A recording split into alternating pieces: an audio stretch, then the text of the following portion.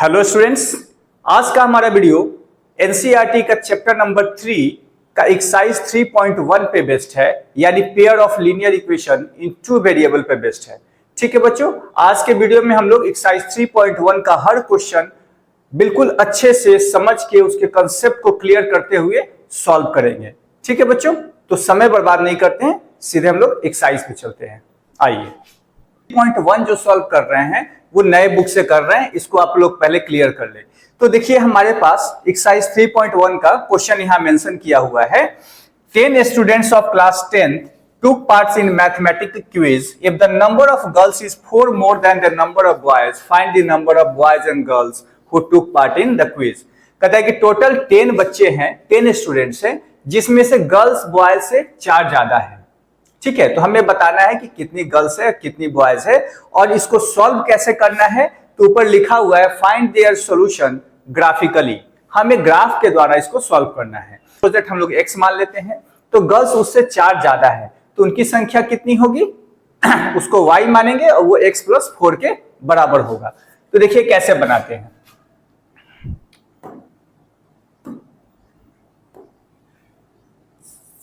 Let number of boys को अगर हम x मान ले तो गर्ल्स कितनी होगी,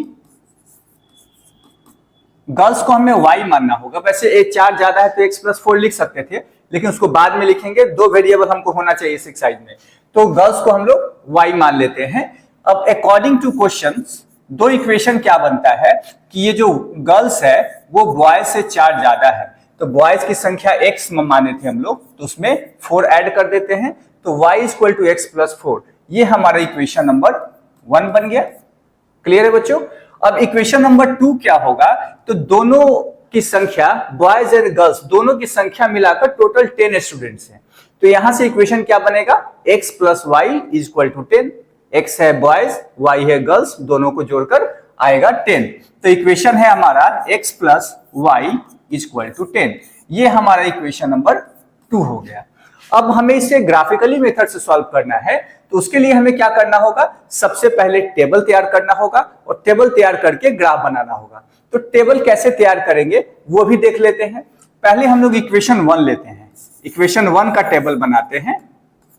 ठीक है बच्चों, तो इक्वेशन 1 का जब हम लोग टेबल बनाएंगे तो टेबल हमारा कैसा बनेगा, तो देखिए यहां पे y = है x + 4, इसी इक्वेशन का हमें टेबल बनाना है। तो हम x की कोई भी वैल्यू अपनी मर्जी से ले सकते हैं और y का वैल्यू निकालते हुए चले जाएंगे। तो सपोज दैट हम लोग x का वैल्यू 0 ले लेते हैं, तो y = क्या होगा 0 + 4 यानी 4। ठीक है, एक वैल्यू निकल गया, ऐसा 2 वैल्यू निकालना होगा। अब x का वैल्यू सपोज दैट हम लोग 1 ले लेते हैं, तो y क्या होगा 1 + 4। ये हम अपनी मर्जी से ले सकते हैं, जो भी नंबर लेना है। आप 1 की जगह 2 भी ले लीजिए, 3 भी ले लीजिए, कोई दिक्कत नहीं है, बट नंबर इतना ही लेना है कि ग्राफ कॉपी में आसानी से आ जाए। तो 1 + 4 = क्या होता है 5। अब 2 वैल्यू निकल गया, इसका टेबल हमारे पास रेडी हो गया। क्या हो गया देखते हैं, x एंड y। x हम लोग 0 लिए थे, x 0 लिए तो y कितना आया 4, और x जब हम लोग 1 लिए तो y कितना आया 5। ठीक है बच्चों, ये पहला टेबल तैयार हो गया। अब दूसरे इक्वेशन का भी टेबल तैयार कर लेते हैं, उसके बाद ग्राफ बनाएंगे। तो दूसरे इक्वेशन का अगर हम लोग टेबल तैयार करना चाहें तो वो क्या होगा, तो दूसरा इक्वेशन था हमारे पास x + y = 10। क्लियर है बच्चों। तो यहां से एक वेरिएबल को हम लोग इस साइड आने देते हैं, दूसरे को ले जाते हैं उस साइड, तो y को उधर ले गया, +y था -y हो गया। क्लियर है। अब हम लोग y की कोई भी वैल्यू ले सकते हैं, तो पुट y = सपोज दैट हम 2 ले लिए। ठीक है, तो y 2 ले लिए, तो x की वैल्यू कितना आएगा 10 - 2 यानी 8। एक वैल्यू निकल गया। दूसरा वैल्यू हमको निकालना है, तो हम लोग सपोज दैट y का वैल्यू 4 ले लेते हैं, तो x = आप 5 भी ले सकते हैं, 6 भी ले सकते हैं, वो आपकी मर्जी है, मैंने लिया ऐसे। अब ये हो गया 10 - 4 यानी x की वैल्यू कितनी आ गई 6। अब इसका भी टेबल हम लोग तैयार कर लेते हैं। तो इसका अगर हम लोग टेबल तैयार कर लेंगे तो क्या बनेगा, ये suppose that x and y हो गया। तो x का वैल्यू हम लोग y का वैल्यू 2 लिए थे, तो x का वैल्यू 8 आया था, y के वैल्यू हम लोग 4 लिए थे तो x का वैल्यू 6 आया था। अब दोनों इक्वेशन का टेबल हमारे पास तैयार हो गया। अब हम इसका ग्राफ बनाएंगे और उसके बाद इसके सॉल्यूशन को ढूंढेंगे। ठीक है बच्चों, ग्राफ बनाने के लिए थोड़ा सा जगह हो गया, इसमें ही बनाना होगा हमें। तो सपोज दैट यहां से ग्राफ हम लोग स्टार्ट करते हैं बनाना। ये x एक्सेस होता है, इसको x डैश से रिप्रेजेंट करते हैं। ये y एक्सेस जिसका y और y डैश से रिप्रेजेंट करते हैं, निगेटिव वाले को डैश से रिप्रेजेंट करते हैं, और ये दोनों लाइन जिस पॉइंट पे कट करता है वो हमारा ओरिजिन होता है। ठीक है, अब हमें नंबर देखना है कि हाईएस्ट हमारा 8 तक गया हुआ है x एक्सेस में, और y एक्सेस में हाईएस्ट हमारा कहां तक गया है, 5 तक गया है। तो कम से कम इतना तो आपको नंबर ड्रॉ करना होगा, x एक्सेस में 8 तक, y एक्सेस में 5 तक। निगेटिव कहीं गया नहीं है तो उसकी जरूरत नहीं है, हमें जरूरत पड़ेगा तो आगे कर लेंगे। तो हम लोग नंबरिंग करते हैं 1 2 3 4 5 6 7 8 9, एक एक्स्ट्रा भी कर लिया, कोई दिक्कत नहीं है। y में भी ये गैपिंग बराबर होना चाहिए, y में भी 1 2 3 4 5 6 7 8 ऐसे कर लिया। अब इतना में हमारा ग्राफ बन जाएगा, जो भी डेटा हमारे पास है इतना के लिए काफी है।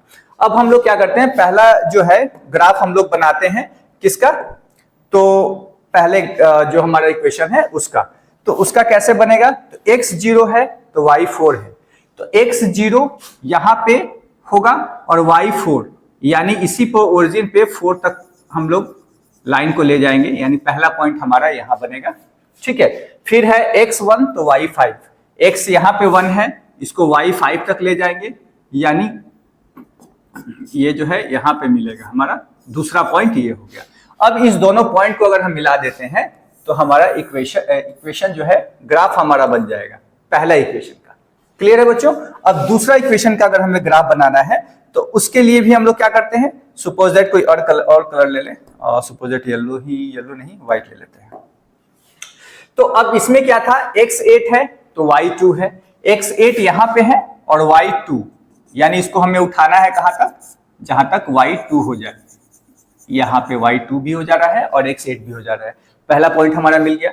दूसरा क्या है, x6 तो y4, x6 यहां पे है और y4 यहां पे है, ये कहां मिला, यहां पे मिला। तो ये दोनों पॉइंट हमारा मिल गया, तो हम इसको ड्रॉ कर सकते हैं, हमारा ग्राफ तैयार हो गया। ठीक है बच्चों, तो ये हमारा दोनों ही इक्वेशन का ग्राफ हो गया। अब हमें इससे आंसर निकालना है कि आंसर कितना होगा। ठीक है, तो जरा देखते हैं क्या होता है। तो ये कैसे आंसर कैसे फाइंड करेंगे ये भी देख लेते हैं। तो हम जहां पे ये पॉइंट पे कटा, दोनों लाइन इस पॉइंट पे कटा, तो इसको हम लोग x एक्सिस से जब मिला देंगे ना तो x का वैल्यू निकल जाएगा, और इसको y एक्सिस से मिला देंगे तो y का वैल्यू निकल जाएगा। तो सपोज दैट इसको अगर हम x से मिलाते हैं तो ये कहां मिला, 3 पे। क्लियर है, तो x का वैल्यू कितना आ गया, 3, और x क्या था, नंबर ऑफ बॉयज, यानी बॉयज की संख्या कितनी आ गई, नंबर ऑफ बॉयज आ गया 3। क्लियर है। अब टोटल 10 बच्चे थे, आप ऐसे भी निकाल सकते हैं, बट ग्राफ से अगर देखना है तो ये ग्राफ जो है, चूंकि थोड़ा मार्किंग में प्रॉब्लम हो गया, एक्चुअली 7 पे आके मिलेगा ये। ठीक है, ये गैपिंग ज्यादा हो गया, इसको आप लोग स्केल से जब करोगे ना तो 7 करीब यहाँ पे आएगा, तो ये 7 पे जाके मिल जाएगा। तो y की वैल्यू क्या होगा, 7, जो कि नंबर ऑफ गर्ल्स हो गई। आप लोग स्केल से बनाओगे, गैपिंग बिल्कुल ध्यान रखोगे, तो ये थोड़ा सा जो तिरछा हो गया वो तिरछा नहीं होगा, एग्जैक्ट वैल्यू आएगा, ग्राफ पेपर पे बिल्कुल एग्जैक्ट वैल्यू आएगा। ठीक है बच्चों, तो हमारे नंबर ऑफ बॉयज निकल गया देखो 3, और नंबर ऑफ गर्ल्स हो गया 6, दोनों का सम 10 भी हो जाता है। टोटल स्टूडेंट 10 थे, 10 ही आया, और गर्ल्स बॉयज से 4 ज्यादा भी है, बॉयज अगर 3 है तो गर्ल्स 7 है, 4 ज्यादा भी हो गया। तो दोनों ही जो कंडीशन बोला था क्वेश्चन में, वो दोनों ही कंडीशन सेटिस्फाई भी हो गया। तो इससे हम ये भी समझ सकते हैं कि हमने जो बनाया है वो आंसर बिल्कुल सही है। अब हम लोग एक्सरसाइज 3.1 का पहला क्वेश्चन का जो दूसरा पार्ट है उसको सॉल्व करते हैं। इसमें क्या है, 5 पेंसिल एंड 7 पेन का कॉस्ट दिया हुआ है 50 rupees, and 7 pencil and 5 pen का कॉस्ट दिया हुआ है 46 रुपीज। तो हमें क्या निकालना है, 1 पेंसिल और 1 पेन का कॉस्ट निकालना है। तो हम क्या करेंगे, इसमें भी 2 वेरिएबल लेंगे। लेट पेंसिल का जो प्राइस है उस पेंसिल के प्राइस को हम लोग क्या मान ले, एक्स मान लेते हैं। कॉस्ट ऑफ पेंसिल, पेंसिल को अगर एक्स मान ले तो पेन का क्या मानेंगे, रुपीज वाई। पेन जो है वाई रुपीज उसका कॉस्ट है और पेंसिल का एक्स रुपीज। अब पहला क्वेश्चन में कहता है कि 5 पेंसिल खरीदा गया तो 5 पेंसिल का कॉस्ट कितना हो जाएगा 5x, और 7 पेन खरीदे गए तो इसका कॉस्ट हो गया 7y, क्योंकि एक पेन का दाम है y रुपीज, तो 7 पेन का 7 रुपीज। अब इसका टोटल कॉस्ट पड़ गया 50 रुपीज। ये हमारा पहला इक्वेशन हो गया। फिर क्या किया गया, नेक्स्ट कंडीशन में कि 7 पेंसिल खरीदा गया, तो एक पेंसिल का x रुपया दाम है तो 7 पेंसिल का 7x होगा, और 5 पेन खरीदा गया तो ये 5y हो गया। इसका कॉस्ट दिया हुआ है 46 रुपीज। अब हमें इसे भी सॉल्व करना है, ग्राफिकल मेथड से ही करना है। तो पहले फिर से वही काम, टेबल बनाएंगे और टेबल बना के ग्राफ बनाएंगे, ग्राफ बना के उसको सॉल्व करेंगे। तो चलिए हम लोग इसको स्टार्ट करते हैं। सपोज दैट पहला इक्वेशन जो है हमारा, इससे x की वैल्यू पहले निकालते हैं। x इक्वल टू क्या होगा, ये 7y उधर चला जाएगा, 50 माइनस 7y, ये 5 मल्टीप्लाई में है, इधर आकर डिवाइड हो जाएगा। अब इससे क्या होगा, आसानी होगा। कोई भी चीज हम लोग y की वैल्यू रखेंगे अपनी मर्जी से और x की वैल्यू निकालते जाएंगे। तो हम लोग कोशिश ऐसा करेंगे कि कट जाए, ठीक है, 5 से कट जाए जो भी वैल्यू आए, ताकि ग्राफ पेपर पे कोई दिक्कत ना हो। तो अगर 1 2 रखेंगे, 0 रखेंगे तो कट जाएगा। Suppose that y equal to 0 रखते हैं तो x इक्वल टू क्या होगा, 50 माइनस 0, 7 इंटू 0 तो 0 होता है, बाई 5 कट के कितना आया 10, एक वैल्यू निकल गया। अब हम लोग y की वैल्यू क्या रखेंगे, तो अगर 5 रखते हैं तो 7 5 या 35 होता है, 50 में से 35 माइनस होगा, 15 बचेगा जो 5 से कट जाएगा। तो y इक्वल टू 5 ले लेते हैं, x इक्वल टू हो गया 50 माइनस 7 इंटू 5 बाई 5, यानी ये कट के हो गया 3। तो हमारा टेबल तैयार हो गया पहला इक्वेशन का, ठीक है बच्चों, x एंड y। x का वैल्यू, y का वैल्यू हम लोग 0 लिए थे तो x का वैल्यू 10 आया, y का वैल्यू हम लोग 5 लिए तो x का वैल्यू 3 आया। अब हम लोग दूसरे वाले इक्वेशन का भी टेबल तैयार करेंगे। तो दूसरे वाले का देखते हैं क्या है। दूसरा में है 7x, इसका हम लोग कलर चेंज कर ले ताकि कंफ्यूजन ना हो, 7x plus 5y equal to 46। अब सपोज दैट x इधर रहने देते हैं तो 46 माइनस 5y बाई 7 होगा। अब y की वैल्यू फिर से लेंगे अपनी मर्जी, दिमाग क्या लगाना है कि y की वैल्यू क्या रखे ऐसा कि जो x के वैल्यू एक इंटीजर्स में आ जाए, फ्रैक्शन में ना है। तो हम लोग अगर suppose that y equal to 5 रखते हैं ना तो x इक्वल टू कितना होगा, 46 माइनस 5 इंटू 5 25 बाई 7, यानी 21 बाई 7 कट के क्या आएगा 3। एक वैल्यू तो निकल गया। अब y का वैल्यू 12 ले लेते हैं तो x का वैल्यू कितना आएगा, 46 माइनस 5 इंटू 12 60 बाई 7, ये घटाने पे कितना आएगा माइनस 14 बाई 7, जो कि कट कर आ गया -2। तो हमारा टेबल तैयार हो गया। टेबल क्या हो गया सेकेंड इक्वेशन का, तो सेकेंड इक्वेशन का टेबल हो गया। अगर हम लोग y इक्वल टू 5 लिए तो x 3 आ गया, और y इक्वल टू अगर 12 लिए तो x हमारा क्या आ गया -2। अब इसको ग्राफ बना के आंसर फाइंड कर सकते हैं। वैसे हमें आंसर का पता तो इस टेबल से ही चल गया, क्योंकि 3 5 यहां भी कॉमन है और 3 5 इस टेबल में भी आया है, यानी आंसर तो 3 और 5 ही होना है। बट हम लोग ग्राफ से देखेंगे, ठीक है, दिक्कत आपको नहीं होगा। तो अब पॉइंट लगाना स्टार्ट करते हैं हम लोग। x हमारे पास है, x 10 है तो y 0 है। अच्छा, x 10 तक गया हुआ है तो 9 और 10, x 10 है y 0 है, यानी पहला पॉइंट हमारा कहां होगा, यही हो गया, ठीक है। दूसरा है x 3 तो y 5, x 3 है तो y 5 है, यानी x 3 भी उठाएंगे इधर से, y 5 भी ले आएंगे, जहां पे मिला यहां पे दूसरा पॉइंट हो गया। तो हमारा जो ग्राफ होगा वो कैसा होगा, इस तरह का ग्राफ जाएगा पहला इक्वेशन का। क्लियर है बच्चों। अब दूसरा वाला इक्वेशन देख लेते हैं। इसमें x 3 है तो y 5 है, यानी ये वाला पॉइंट तो कॉमन है, दोनों में सेम पॉइंट आ गया, ये वाला पॉइंट उसके लिए भी होगा, ये वाला पॉइंट, ठीक है। और दूसरा पॉइंट है x -2 है तो y 12 है, x -2 और y 12, यानी कुछ यूं आएगा, यहां पे दूसरा पॉइंट होगा। तो इन दोनों को भी हमें मिलाना होगा। तो ये हमारे दूसरे ग्राफ का इक्वेशन बन गया। अब ये दोनों इक्वेशन कट कहां हुआ, इस पॉइंट पे कट हुआ, पॉइंट ए पे। तो हम वैल्यू कैसे निकालेंगे, तो देखेंगे कि ये x एक्सिस पे कहां मिला, तो x एक्सिस पे 3 पे मिला, y एक्सिस पे कहां मिला, 5 पे मिला। तो x का वैल्यू 3 और y का वैल्यू 5 आ गया। और x था क्या, पेन का कॉस्ट था, पेंसिल का, यानी x जो है वो कितना है, 3 रुपया पेंसिल का दाम, और पेन का दाम कितना हो गया, 5 रुपया।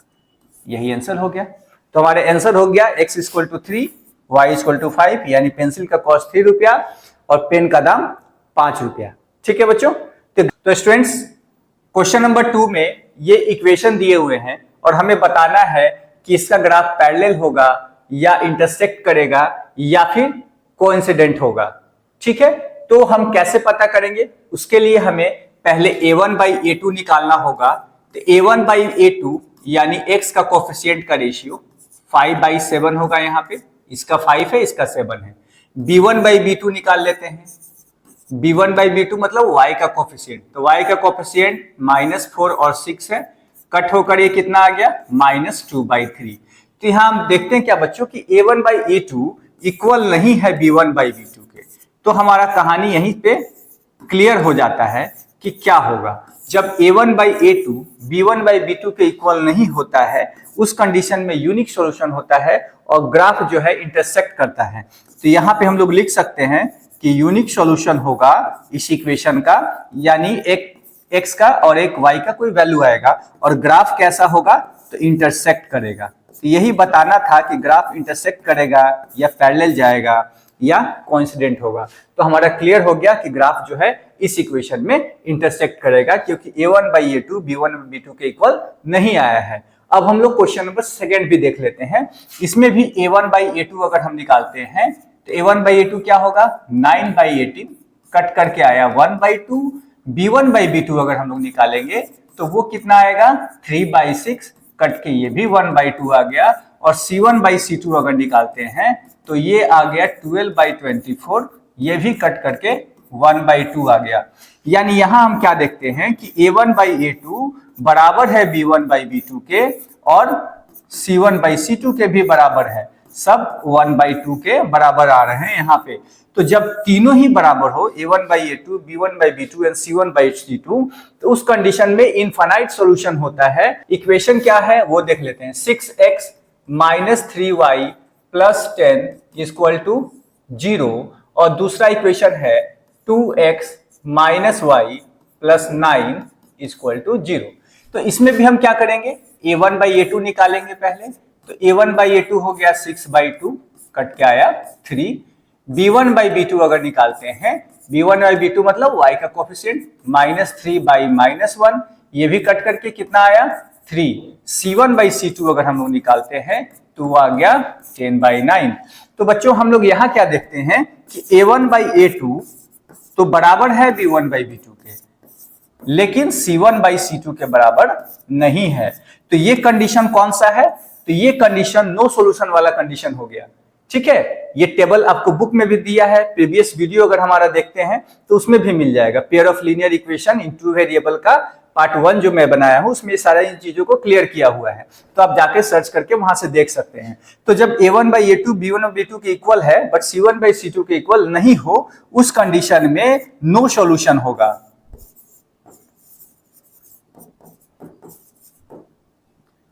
और नो सॉल्यूशन के कंडीशन में ग्राफ पैरेलल जाता है। 3 में क्या है, इसमें भी हमें कंपेयर करना है और बताना है कि कंसिस्टेंट है या नहीं है। तो कंसिस्टेंट का मतलब क्या होता है बच्चों, ये समझ लो। कंसिस्टेंट का मतलब होता है सॉल्यूशन होना चाहिए, सॉल्यूशन होना चाहिए, चाहे यूनिक हो या इनफाइनाइट हो, दोनों ही कंडीशन चलेगा। इनकंसिस्टेंट का मतलब होता है नो सॉल्यूशन, जिसका कोई सॉल्यूशन नहीं हो। तो जब सॉल्यूशन नहीं निकलेगा मतलब क्या होगा, a1/a2 इक्वल होगा b1/b2 के, और c1/c2 के इक्वल नहीं होगा। उस कंडीशन में हम लोग नो सॉल्यूशन बोलेंगे और फिर उसको इनकंसिस्टेंट बोलेंगे। बाकी दोनों कंडीशन में, चाहे यूनिक सॉल्यूशन हो या इनफिनाइट सॉल्यूशन हो, दोनों ही कंडीशन में कंसिस्टेंट होगा। सॉल्यूशन होना चाहिए, जिसका सॉल्यूशन हो गया वो कंसिस्टेंट, जिसका सॉल्यूशन नहीं है वो इनकंसिस्टेंट। तो चेक कर लेते हैं पहला इक्वेशन क्या है। पहला है 3x + 2y = 5। दूसरा इक्वेशन है 2x - 3y = 7। ठीक है बच्चों, तो जरा चेक करते हैं इसको। पहले हम लोग डिवाइड करते हैं, a1/a2 निकालते हैं। a1/a2 क्या हो गया, 3/2। b1/b2 क्या हो गया, 2/-3। तो यहां पे हम लोग क्लियरली देख सकते हैं कि a1/a2 इक्वल नहीं है b1/b2 के।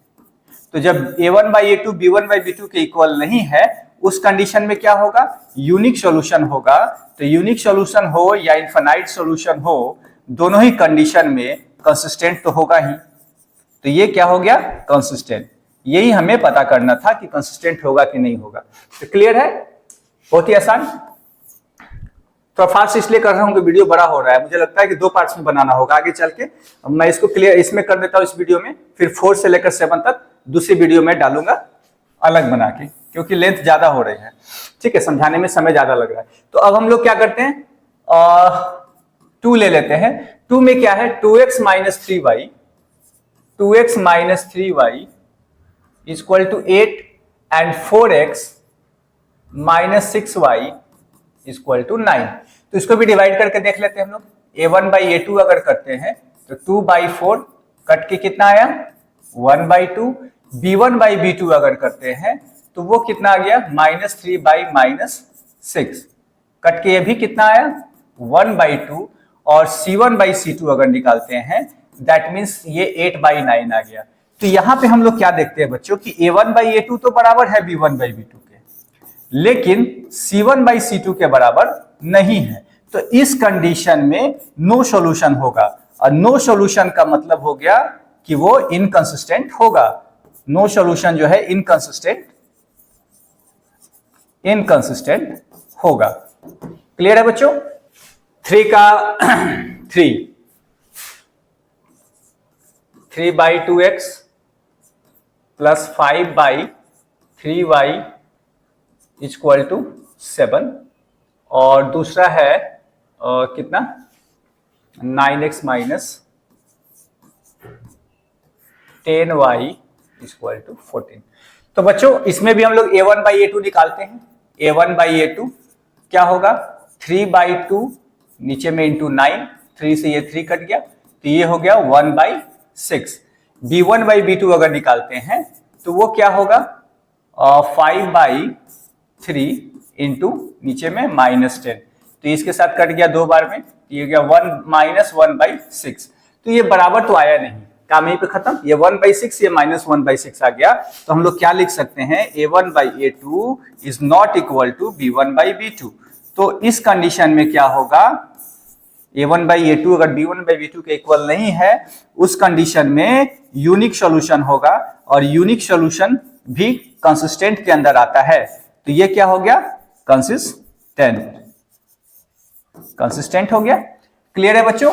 अब इसका चौथा वाला पार्ट देखते हैं। थोड़ा स्पीड बढ़ाना पड़ रहा है, अगर आपको दिक्कत हो रहा हो तो आप पॉज कर करके देखेंगे, क्योंकि वीडियो लंबा हो रहा है, सबसे बड़ी बात। तो अब हम लोग क्या करते हैं, 4 में 5x - 3y = 11 है, और -10x + 6y = -22। ये 2 इक्वेशन गिवन है। अब इसका भी हमें चेक करना है। तो a1/a2 निकालते हैं, 5/-10 हो गया, ये डिवाइड होगा तो कितना बचेगा, -1/2। और उसी तरह से b1/b2 अगर निकालेंगे तो b1/b2 हो गया -3/6, ये भी कट के -1/2। और c1/c2 अगर हम लोग निकालेंगे तो आएगा हमारा कितना, 11/-22। कट कर ये भी -1/2 आया। तो यहां हम लोग क्या देखते हैं कि a1/a2 b1/b2 के बराबर आया और वही c1/c2 के भी बराबर आ गया। तो जब तीनों ही बराबर आ जाए तो उस कंडीशन में इनफाइनाइट सॉल्यूशन होता है, इनफाइनाइट सॉल्यूशन। और जब इनफाइनाइट सॉल्यूशन होगा तो उसको हम लोग क्या बोलेंगे, कंसिस्टेंट, कंसिस्टेंट। ठीक है, इनफाइनाइट हो या। और 3 का 5 में 3 का 5 में है 4/3x + 2y = 8 और दूसरा है 2x + 3y = 12। तो जरा इसका भी निकालते हैं हम लोग। a1/a2 अगर करेंगे तो क्या आएगा, 4/3 नीचे में 2 से मल्टीप्लाई, ये कट गया 2 बार में तो ये आ गया 2/3। b1/b2 अगर करेंगे तो वो क्या आएगा, 2/3 ही आएगा y का कोफिशिएंट। और c1/c2 अगर कर रहे हैं तो क्या आएगा, 8/12। ये भी 4 से 2 बार में कट गया और ये 3 बार में कट गया, यानी 2/3 आ गया। तो हम लोग यहाँ क्या देखते हैं बच्चों कि a1/a2 फिर से b1/b2 के भी इक्वल आ गया और ये c1/c2 के भी इक्वल आ गया। तो तीनों जब बराबर हो तो उस कंडीशन में क्या होता है, इनफाइनाइट सॉल्यूशन होता है। तो ये इनफाइनाइट सॉल्यूशन हो गया बच्चों, और इनफाइनाइट सॉल्यूशन है मतलब सॉल्यूशन तो है, तो ये क्या हो गया, कंसिस्टेंट हो गया। क्लियर है बच्चों। तो बच्चों आई होप आपका 3.1 का क्वेश्चन नंबर 3 तक तो एकदम अच्छे से क्लियर हो गया होगा। वीडियो बड़ा हो रहा था, माफी चाहूंगा, तो मैं इसको 2 पार्ट्स में बना रहा हूं। 1 पार्ट्स में 1 से लेकर 3 तक सारे चीजें ग्राफिकल मेथड से लेकर कंसिस्टेंट इनकंसिस्टेंट वो सारे क्लियर हो गए। अब हम दूसरा पार्ट जो डालेंगे 1 से 2 दिन के अंदर ही डाल देंगे, तो उसमें हम लोग बाकी का 4 से लेकर 7 तक सॉल्व रहेगा और अच्छे से समझ में भी आपको आएगा। तो बच्चों अगर वीडियो अच्छी लगी हो तो सब्सक्राइब कर देना, दोस्तों को शेयर कर देना। ठीक है बच्चों, धन्यवाद।